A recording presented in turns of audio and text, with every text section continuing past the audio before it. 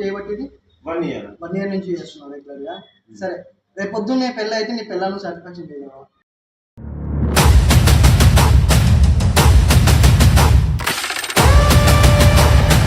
ఇదే పరిస్థితి కూడా నేను నమ్ముకున్నా అని చెప్పి మీ అమ్మ మీ చెల్లి చేస్తే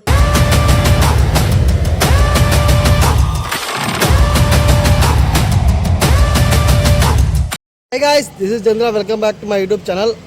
నా చాలా ఫస్ట్ వీడియో ఇదే కాల్ బాయ్ ఇంటర్వ్యూ.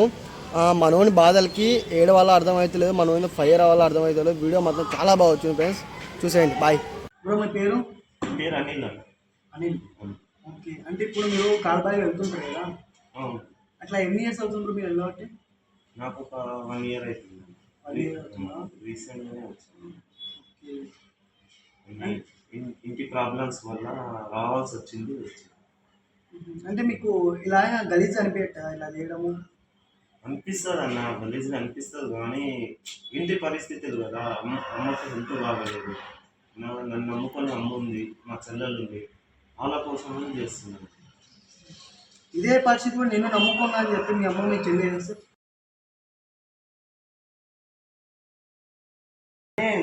వాళ్ళు ఒప్పుకోరు కదా అన్న, అట్లా ఎట్లా చేయండి సార్, నేను చేయనియ్యా కదా. వాళ్ళు ఎట్లా అంటే ఇప్పుడు మనీ బ్యాక్గ్రౌండ్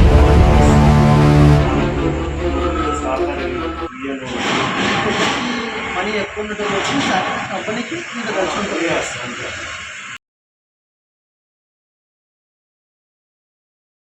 ముందు జాబ్ చేసేటోళ్ళు ఆంటీలు వాళ్ళు వస్తారు. అంటే మీ దగ్గరికి మీరు ఆంటీల దగ్గర ఎక్కువ వెళ్తుంటారు, అమ్మాయిల దగ్గర ఎక్కువ వెళ్తుంటారు? మాకు ఎట్లా అంటే మనీతో అవసరం.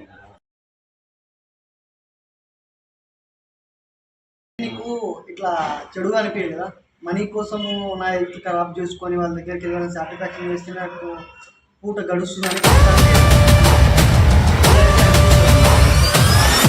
అనిపిస్తుంది. నేనంతా దూరంకి వెళ్ళి మా ఊరు వదిలేసి, మా మమ్మీని మా చెల్లెళ్ళని వదిలేసి వచ్చినా అంటే మనీ కోసమే కదా. ఇంతకుముందు వేరే జాబ్ చేసినా కానీ ఇన్కమ్ తక్కువ వస్తుంది. వాళ్ళు ఇచ్చేది నెలకు 20,000 అని నేను రోజుకి ఇక్కడ ఒక 15,000 సంపాదిస్తాను. 5,000 ఒక్కొక్క రోజు 7, 8 అట్లా వస్తుంది. మంత్లీ ఒక 50-60 సంపాదిస్తాను. నేను దాంట్లో కొంత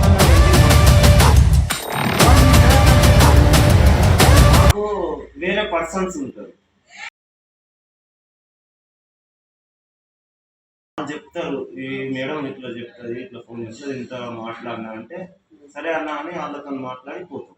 అంటే మీకు మధ్యలో బ్రోకర్ ఉంటారు, అలాగే యాప్ కూడా ఉంటుంది.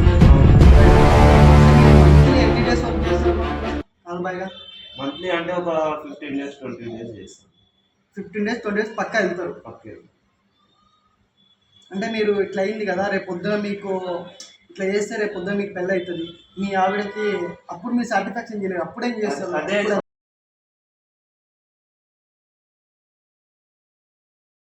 1 week వెళ్ళా అనుకో, తర్వాత మళ్ళీ హాస్పిటల్ పోయి చూపించుకుంటా, చెకప్ చేయించుకుంటా, బాడీ చెకప్ మొత్తం చేయించుకుంటా.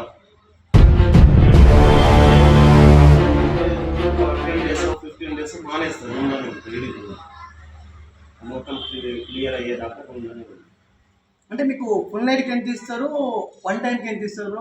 ఇప్పుడు ఫుల్ నైట్ అనుకున్నా మనం ఏం మాట్లాడమన్నా, బ్రోకర్ వాళ్ళే మాట్లాడుకుంటారు. వాళ్ళకు సాటిస్ఫాక్షన్ చేసినాం అనుకో, వాళ్ళే టిప్పు కింద ఒక 3,000 4,000 5,000 ఇచ్చేసి పోతుంది. అచ్చా, మీరు మాట్లాడుకున్న పేమెంట్ కాకుండా మళ్ళీ టిప్పు కూడా ఇస్తారు. టిప్పు వాళ్ళకు సాటిస్ఫాక్షన్ చేసి వాళ్ళకి హ్యాపీనెస్ ఇచ్చినాం అనుకో, వాళ్ళే ఇస్తారు.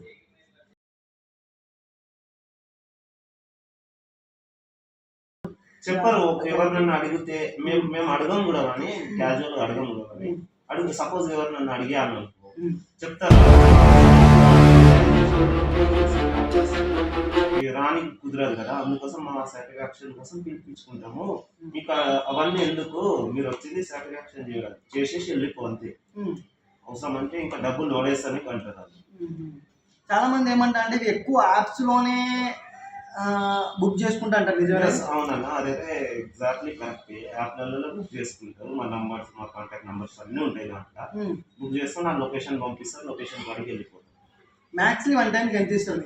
యాక్చువల్లీ 1 time కంటే మేము ఓన్గా మాట్లాడుకొని పోతే మాకు ఒక 8K 9K దాకా వన్ ఇస్తారు. టైంకి. 1 టైం నైట్ మొత్తం ఉంటే ఒక 10K ఇస్తారు. దాంట్లో బ్రోకర్ సగం తీసుకుంటారు. అంటే ఒక 70% మాకు ఇస్తే 30% అలా వాళ్ళు తీసుకుంటారు. తీసుకుంటారు. అంటే మీరు ఇక్కడ హైదరాబాద్కి ఏ పర్పస్ వచ్చారు, ఏం చేస్తారు? నేను వచ్చింది స్టడీ కోసం అని వచ్చిన అన్న. మరి చిల్లర పంచాయతీ ఏంది బ్రో? స్టడీ కోసం వచ్చిన తర్వాత ఇంటి పరిస్థితి, నాకు 2 అక్కలు నేను ఒక్కను. మా డాడీ చిన్నప్పుడే నన్ను వదిలేసి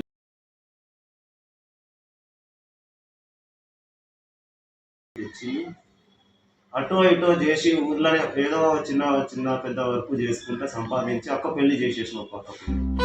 ఒక చెల్లి ఉంది, చెల్లి పెళ్లి చేయాలి. ఇప్పుడు మమ్మీకి హెల్త్ బాగుంది, హాస్పిటల్ ఉంది, ఆమె ఖర్చులు ఉంటాయి కదా, మమ్మీకి చూపెట్టాలి కదా.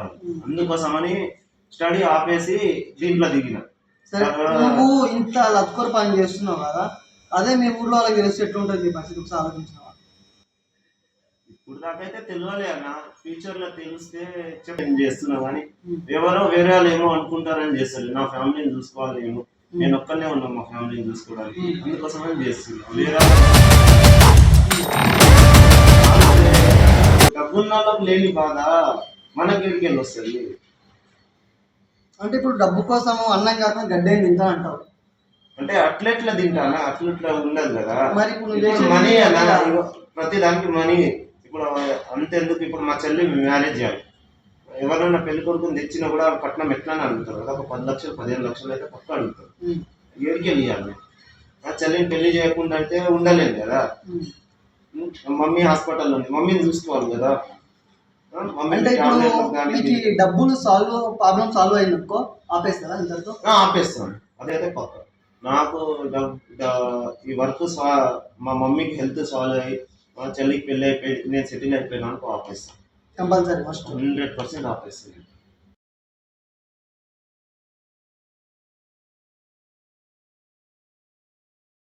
ఇంత చేస్తున్నావు కదా రెగ్యులర్ వెళ్ళి, రేపు పొద్దున్న నువ్వు పెళ్లి చేసుకుంటావా ఇట్లానే కంటిన్యూ చేస్తావా?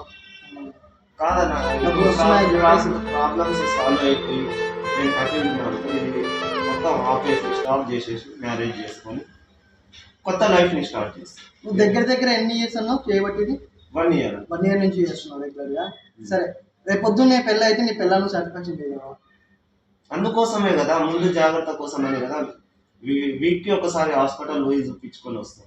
చూపించుకుంటావు ఓకే, కానీ ఇలా ఉండాలి కదా పేషెంట్స్ నెక్స్ట్ మీ వైపు ఉండాలంటే.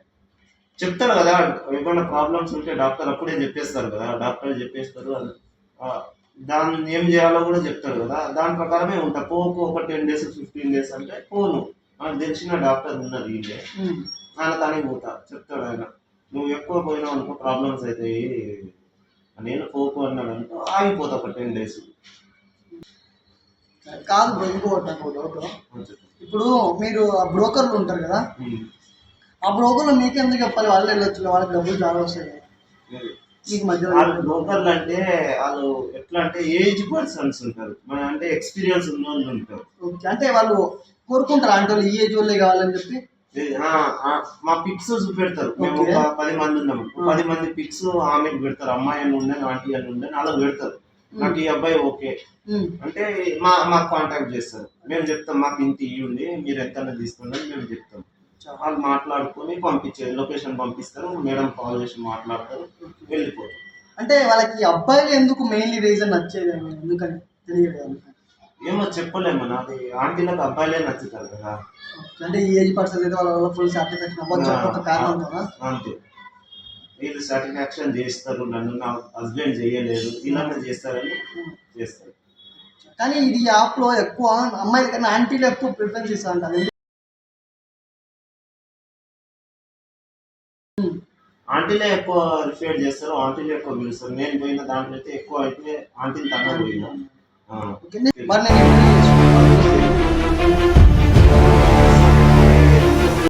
నా పరిస్థితి, నా బాధ తెలుసుకునే నాతో ఇంటర్వ్యూ చేస్తుంది కదా అన్న, అది కూడా వాళ్ళకి తెలుస్తుంది కదా. ఇది పోతుందన్నదే అదొకటే ఆలోచించారు కదా. పరిస్థితి ఏంటి, పరిస్థితి వాళ్ళ మమ్మీ పరిస్థితి తెలుసుకునే చేస్తుంది కదా అందరైతే. అది కూడా తెలియదు, ఎందుకంటే మీకు మనం మాస్క్ పెట్టాం కాబట్టి ఎవరికి తెలియదు, ఇబ్బంది ఏముండదు. తెలిసినా కూడా చెప్తా బ్రో, ఎవరైనా తెలిసినా కూడా ఫోన్ కాంటాక్ట్ ఏమైనా చేస్తే కూడా చెప్తారు. నా పరిస్థితి ఇలా ఉంది, మా మమ్మీ పరిస్థితి ఇప్పుడు ఉంది, మా మమ్మీని నేను చూసుకోవాలి, మా చెల్లమ్మకి నేను మ్యారేజ్ చేయాలి, ఆ బాధ్యతలన్నీ నా మీదనే ఉంది అని చెప్తా వాళ్ళకి. సరే ఇప్పుడు నేను చెప్తున్నా నాకు ఆంటీ నెంబర్ ఇచ్చిన. అట్లే